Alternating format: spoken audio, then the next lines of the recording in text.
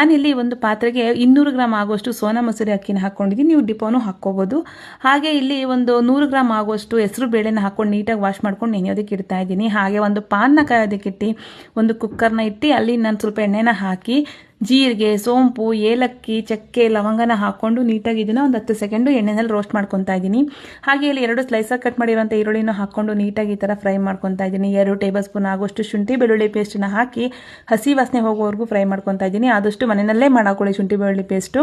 ಇಲ್ಲಿ ನಾನು ಕ್ಯಾರೆಟು, ಹುರುಳಿಕಾಯಿ, ಗೆಡ್ಡೆಕೋಸು, ಆಲೂಗೆಡ್ಡೆನ ಹಾಕಿ ನೋಡಿ ಕ್ಯೂಬ್ಸ್ ಟೇಬಲ್ ಸ್ವಲ್ಪ ದಪ್ಪ ದಪ್ಪ ಕಟ್ ಮಾಡ್ಕೊಂಡು ಹಾಕ್ಕೊಂಡು ಅದನ್ನು ಕೂಡ ಫ್ರೈ ಮಾಡಿಕೊಂಡು ಇಲ್ಲಿ 3 ಮೀಡಿಯಮ್ ಸೈಜ್ ಟೊಮೆಟೊನ ಸ್ಲೈಸಾಗಿ ಕಟ್ ಮಾಡ್ಕೊಂಡು ಹಾಕ್ಕೊಂಡಿದ್ದೀನಿ ನೋಡಿ. ಇಲ್ಲಿ ರುಚಿಗೆ ತಕ್ಕಷ್ಟು ಉಪ್ಪು, ಸ್ವಲ್ಪ ಅರಿಶಿನ, 1 ಟೇಬಲ್ ಸ್ಪೂನ್ ಧನಿಯಾ ಪುಡಿ, ಹಾಗೆ ನಿಮಗೆ ಖಾರಕ್ಕೆ ತಕ್ಕಂಗೆ ಅಚ್ಚ ಖಾರದ ಪುಡಿ, ಇಲ್ಲಿ 1 ಟೇಬಲ್ ಸ್ಪೂನ್ ಆಗುವಷ್ಟು ಗರಂ ಮಸಾಲ ಪುಡಿನ ಹಾಕಿ ಸ್ಪೈಸಸ್ ಎಲ್ಲ ನೀಟಾಗಿ ಮಿಕ್ಸ್ ಆಗಬೇಕು. ಹಾಗೆ ಟೊಮೆಟೊ ಸಾಫ್ಟ್ ಆಗಬೇಕು. ಅಲ್ಲಿವರೆಗೂ ಒಂದು 2 ನಿಮಿಷ ಇದನ್ನ ನೀಟಾಗಿ ಫ್ರೈ ಮಾಡ್ಕೊಳ್ಳಿ. ನೋಡಿ ನೀಟಾಗಿ ಇದು ಫ್ರೈ ಆಗಿದೆ. ಈ ಟೈಮಲ್ಲಿ ನಾವು ತೊಳೆದು ನೆನೆಸಿಟ್ಟಿರುವಂತಲ್ಲ ಅಕ್ಕಿ ಮತ್ತು ಬೇಳೆನ ಹಾಕ್ಕೊಂಡು ಇಲ್ಲಿ ಅಕ್ಕಿನ ಯಾವ ಗ್ಲಾಸಲ್ಲಿ ಅಳತೆ ಮಾಡ್ಕೊಂಡಿದ್ದೀವೋ ಅದೇ ಗ್ಲಾಸಲ್ಲಿ 8 ರಿಂದ 10 ಗ್ಲಾಸ್ ಆಗುವಷ್ಟು ನೀರನ್ನು ಇಲ್ಲಿ ಸೇರಿಸ್ಕೊತಾ ಇದ್ದೀನಿ ನೋಡಿ.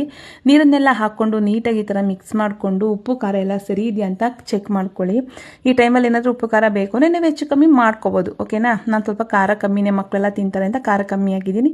ನೀವು ಉಪ್ಪು ಖಾರ ಹೆಚ್ಚು ಕಮ್ಮಿ ಮಾಡ್ಕೋಬೋದು. ಇದು ನೀಟಾಗಿ ಒಂದು ಕುದಿ ಬರೋಕ್ಕೆ ಶುರು ಆದಮೇಲೆ ಒಂದು ಕುಕ್ಕರ್ ಲಿಡ್ಡನ್ನು ಕ್ಲೋಸ್ ಮಾಡಿ ಒಂದೇ ಒಂದು ವಿಸಿಲ್ ತೊಗೊಂಡ್ರೆ ಸೂಪರ್ ಟೇಸ್ಟಿಯಾಗಿರುವಂಥ ಮಸಾಲ ಕಿಚಡಿ ರೆಡಿ ಆಗುತ್ತೆ ನೋಡಿ. ನಾನು ಮತ್ತೆ ಸ್ಟವ್ನ ಆನ್ ಮಾಡಿಕೊಂಡು ಸಿಮ್ಮಲ್ಲಿ ಇಟ್ಕೊಂಡು ನೀಟಾಗಿ ಅದನ್ನು ಕ್ಲೀನಾಗಿ ಮಿಕ್ಸ್ ಮಾಡ್ಕೊತಾ ಇದ್ದೀನಿ. ಸ್ವಲ್ಪ ಇದು ಬೊಂಬ್ಲಂಗಿದ್ರೆ ಚೆನ್ನಾಗಿರುತ್ತೆ, ಒಂಥರ ಮುದ್ದೆ ಥರ ಇದ್ದರೆ. ಇಲ್ಲಿ ನಾವು ಇನ್ನು ಫೈನಲ್ ಟಚಪ್ಪು, ನಮ್ಮ ಕುಕ್ಕಿಂಗ್ ಡೆಕೋರೇಷನ್ ಕ್ವೀನ್ ಇಲ್ಲ ಅಂದರೆ ಯಾವುದೇ ಟಿಫನ್ ರೆಸಿಪಿನೂ ನನ್ನ ಪ್ರಕಾರ ಅದು ಫುಲ್ಫಿಲ್ ಆಗೋದಕ್ಕೆ ಚಾನ್ಸೇ ಇಲ್ಲ ಅಲ್ವಾ.